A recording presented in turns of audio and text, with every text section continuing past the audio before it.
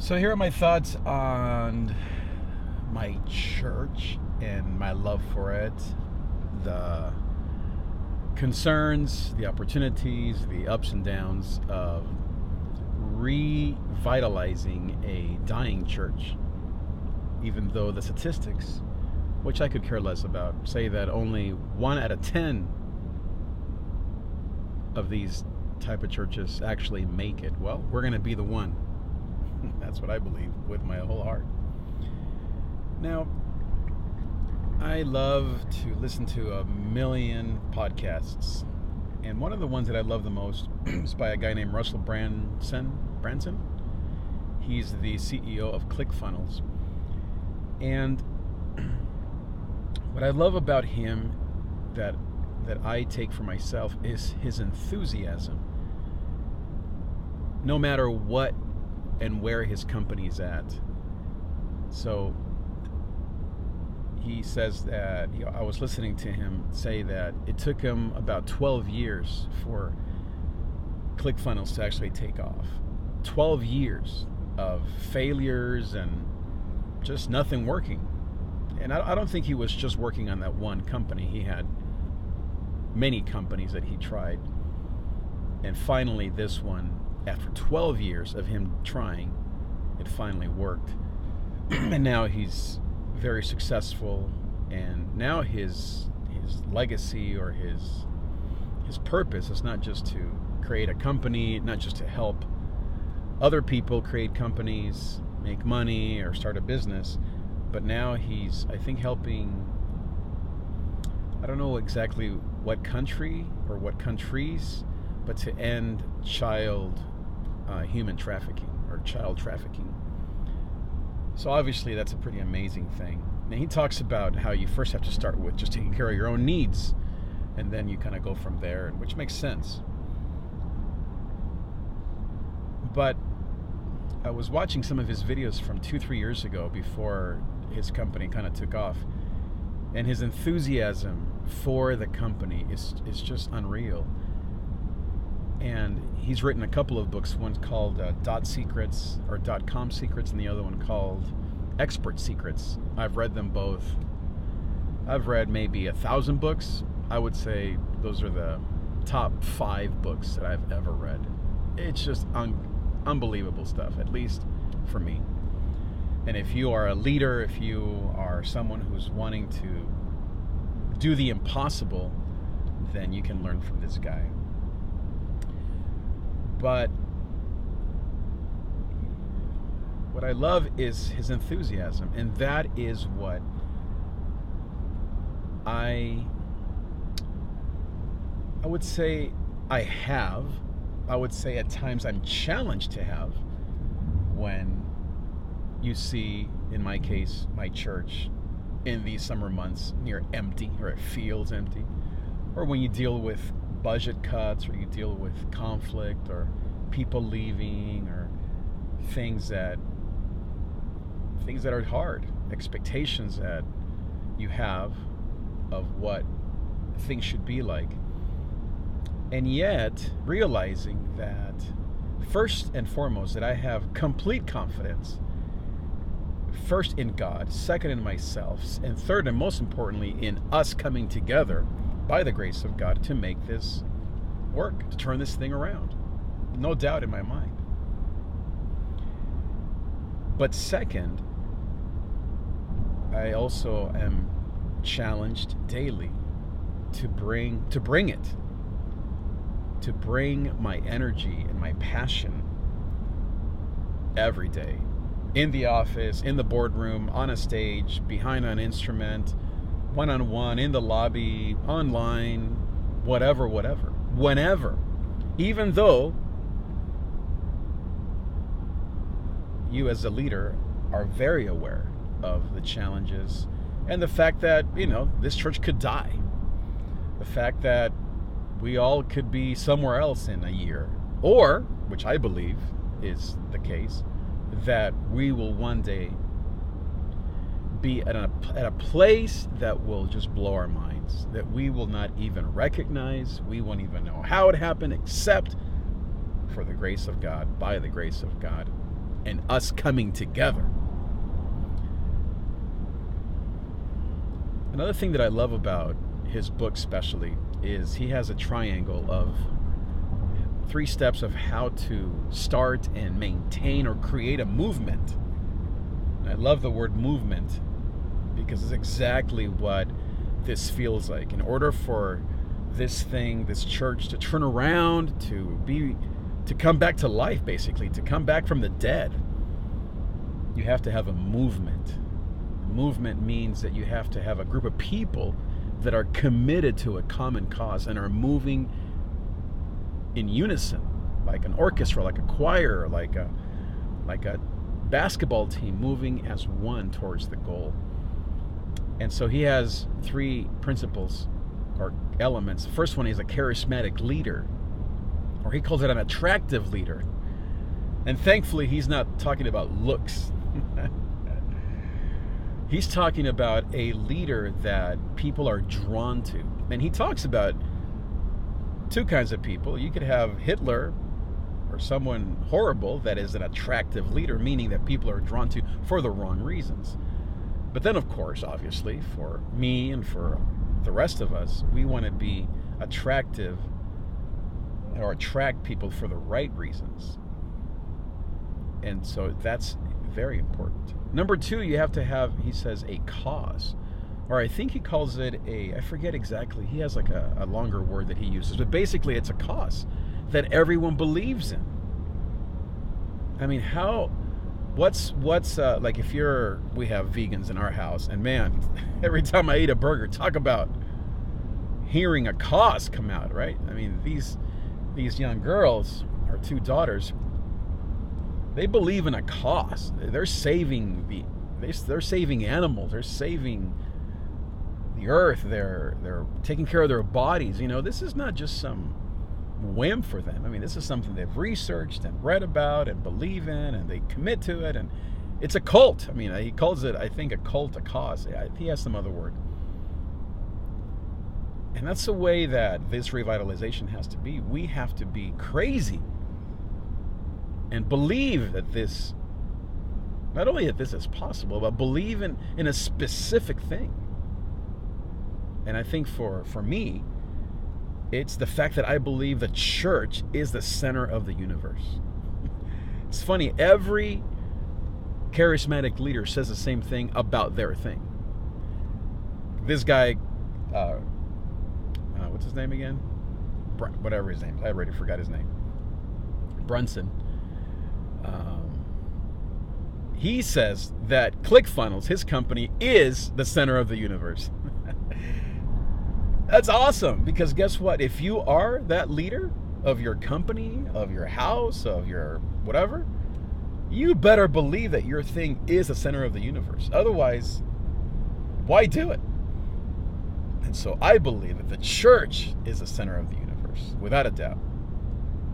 And especially a church like ours that is doing this from the ground up, grassroots, trying to help the poor, the immigrant, and the anxious types. I mean, we're talking about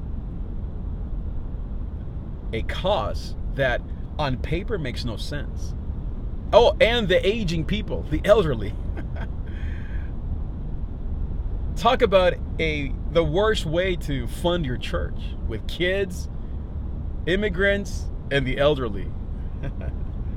And yet, that's my heart, and that's why we're there. Oh, all along, trying to combine passionate worship, beautiful ministries, mental health services, media, technology,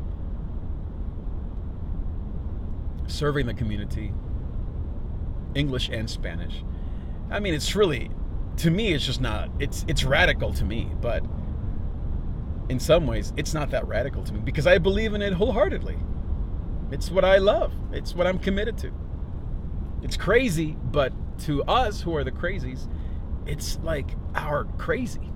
It's like our secret. That's why I love that he calls it .com secrets or expert secrets, because to those of us who are committed to this thing, to this crazy cause, it's like our own little secret language. and we love it. So that's the cause. You have to have a common cause. And then third, he talks about vehicles. You have to have vehicles. I love that last step because he says that people hate improvement. No one signs up to improve their lives. Well, let me explain. I mean, of course we all want to improve our lives, but what he means is you don't want to call people to just, I don't know, paint a wall and life will be awesome. For example, when we remodeled our house and we came back from Colorado,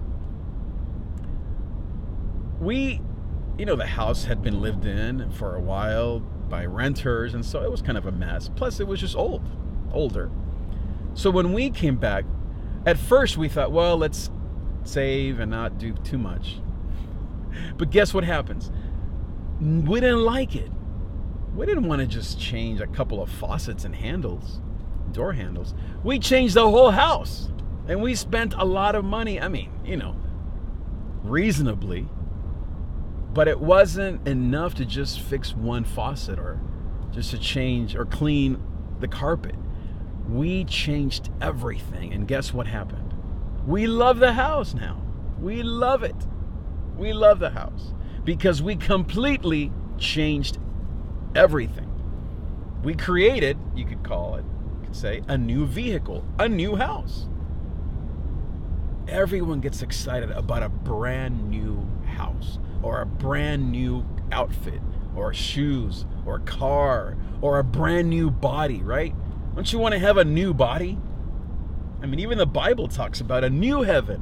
Why not just the old heaven with, I don't know what, more clouds, less clouds?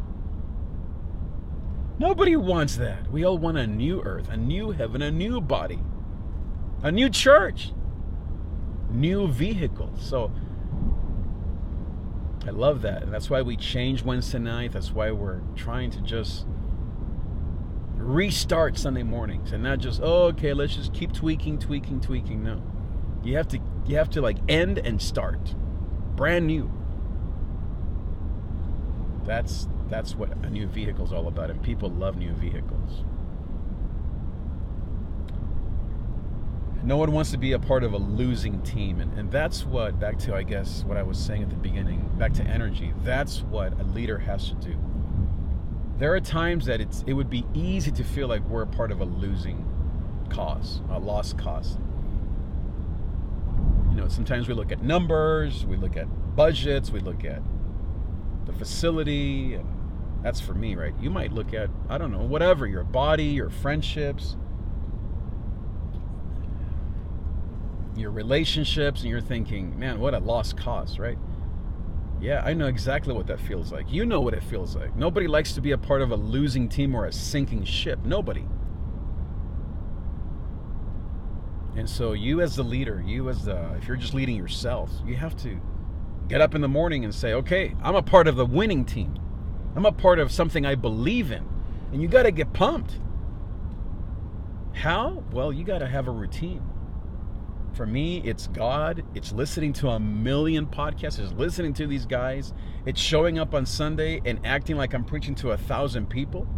Sometimes in the evening, I have literally 2 people out there. And I am preaching my heart out. That's what a leader does. And that's what you have to do as well. Oh, you might think, well, it's just me. Nobody likes me. Nobody listens to me. Well, guess who's listening to you? You are. So you have to talk to yourself like the person you want to be. You want to be already done with school? Well, act like it. And keep your room clean, or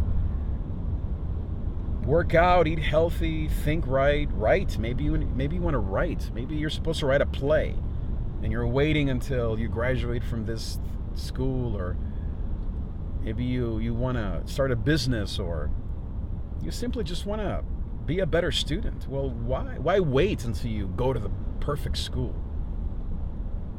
Create your life, your best life now.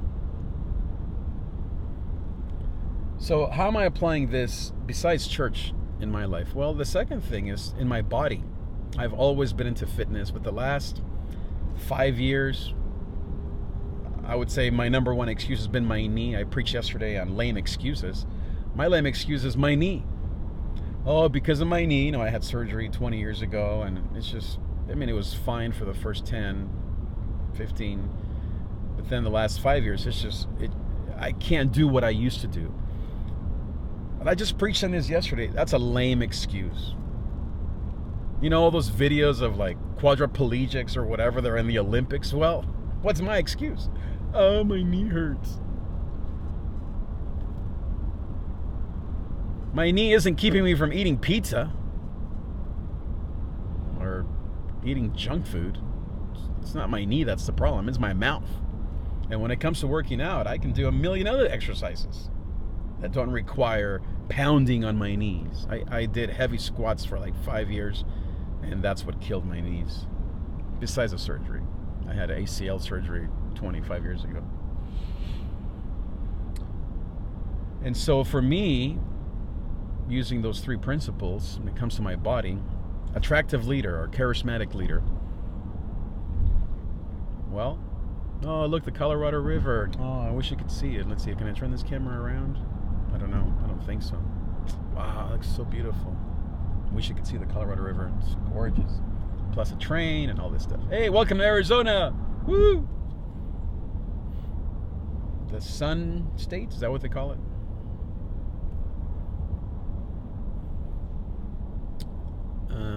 Yep, there's the sign. Arizona, arid from hot. The Grand Canyon State, of course. Duh, we saw the Grand Canyon, by the way. My goodness. Oof. I don't know if I would go like ever again, but seeing it once was good. Very important. Everyone should see the Grand Canyon once. It's not like Disneyland, like you go every month, but or maybe, I don't know, I guess you could try hand gliding over it or swimming through the river. I don't know, stuff like that. But in terms of my going back to working out and eating, first it's in me. So I am the charismatic leader. I love looking good, fitting into nice clothes, looking sharp and handsome. I love that. That's my motivation. Vanity, looking good. Of course, health. I mean, yeah. I want to be around, blah, blah, blah. But you have to know your motivation. You might not be motivated by vanity or by looking good. You might be all about health, or you want to be like your friends, or I don't know. You just believe in the value of healthy eating. So whatever your motivation is, like, use that. For me, I have pictures of all of my heroes on my walls. I want to look like, I don't know, well, many, but the first one that comes to mind is Iron Man. What's his name? Robert Downey. Oh man, just guys my age that look amazing. Don't judge them for whatever else. I'm just talking about how they look. And so that's number one. So that's what I have to think about is, okay, why am I doing this? And what do I want to wear? I don't want, anyway, so, all the usual stuff. So number two is, what's the cause? And maybe that is my cause. I don't know. Maybe I'm mixing the two. I am maybe the charismatic leader is, I want to look like Iron Man. What's my cause? Well, I want to look like Iron Man. I want to look good. I want to feel young. I want to be relevant. I'm on a stage all the time. I'm a performer. I'm on quote TV. You got to look good. It's just, and I want to look good. It's not pressure that I feel. I want to do it. So maybe that's one and number two. Maybe more specific, my cause is, I want to be relevant. I want to be heard. I don't want how I think of myself to get in the way of me doing videos or being on TV, or that, because I'd say that being on TV, you look like or it adds 10 pounds to you. So that's not good for me, for most of us. And then third, what's the vehicle? Well, that's a good question. Back when I was in my late 30s, when I got in the best shape of my life at 38. 38, not 20, not 25, 38. 40, I could say. At 40, I weighed 185. And it wasn't just like skinny 185. It was like cut. I have pictures. Sound like an old guy.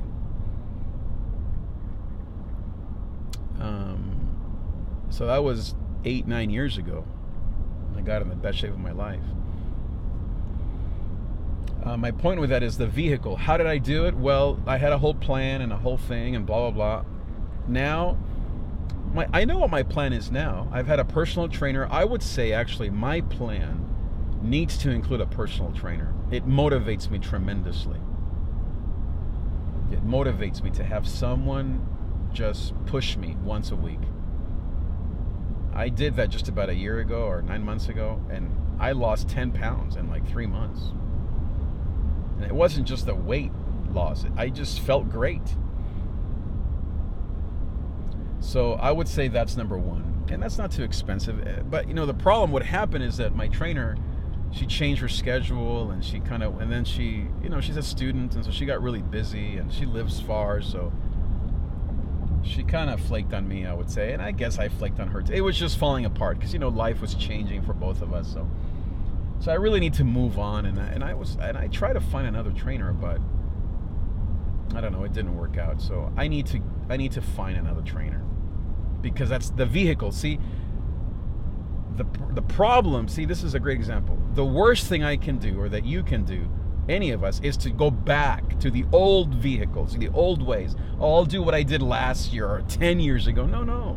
You're a different person. You have to keep learning, growing, changing. Nobody, as I said, likes to do the same thing I did 5 years ago. It sounds good, but it really doesn't motivate us. We all like new things, a new shiny, what do they call that syndrome? The shiny something syndrome. Shiny object syndrome. SOS. All of us love shiny objects. Shiny objects, shiny people, shiny opportunities, shiny thoughts, shiny shoes, shiny dresses, shiny friends, whatever it may be. And so I'm not going to go back to what I did even a year ago. So this trainer, yes, I'm stuck. And this is a great example. We all like to go back because back is comfortable. I would like to go back to my old trainer, but really I need to move on because she can't do it. I need to find a new vehicle, a new trainer. And then,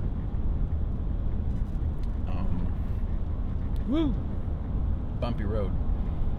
And then the actual plan, well,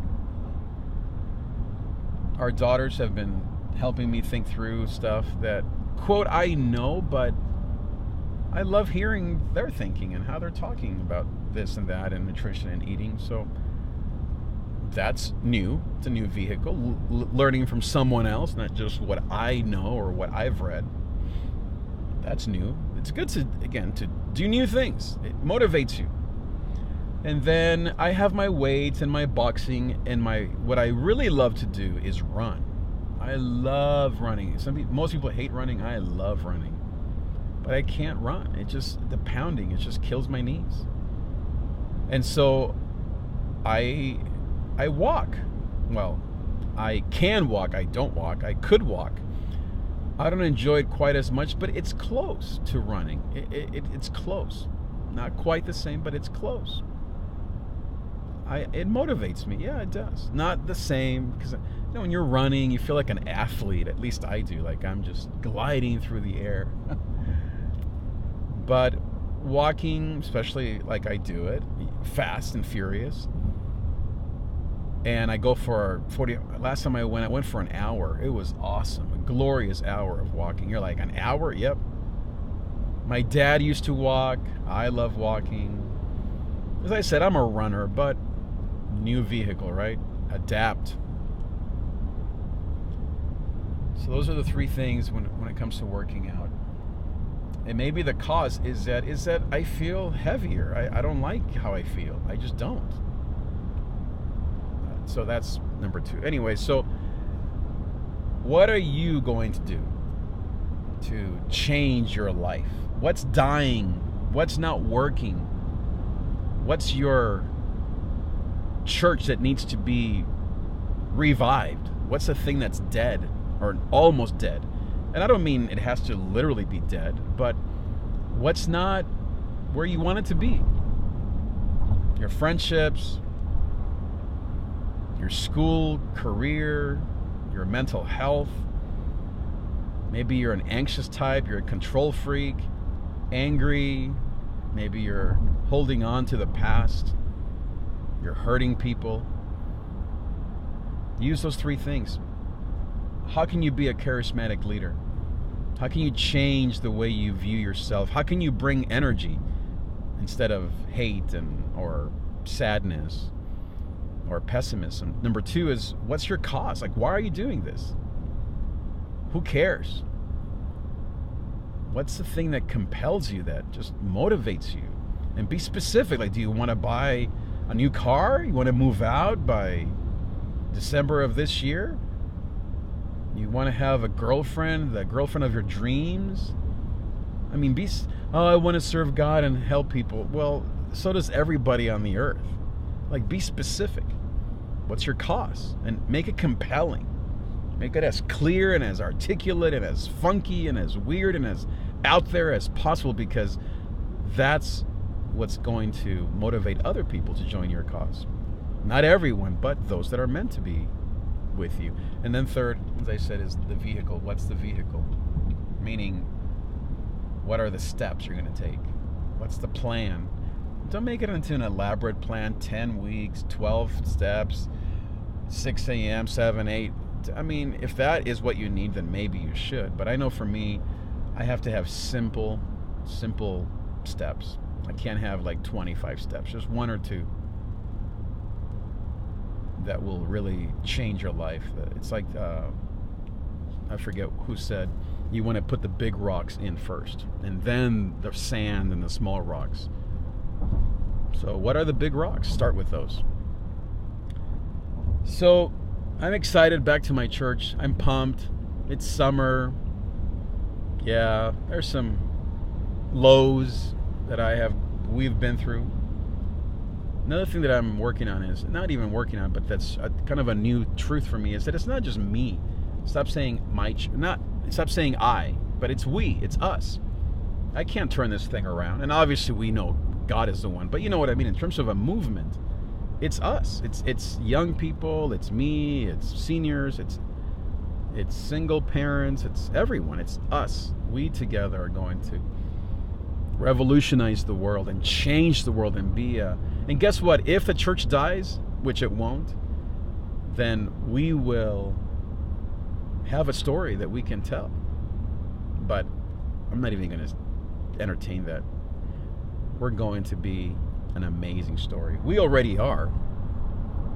Just a matter of having everyone see what we already see by faith.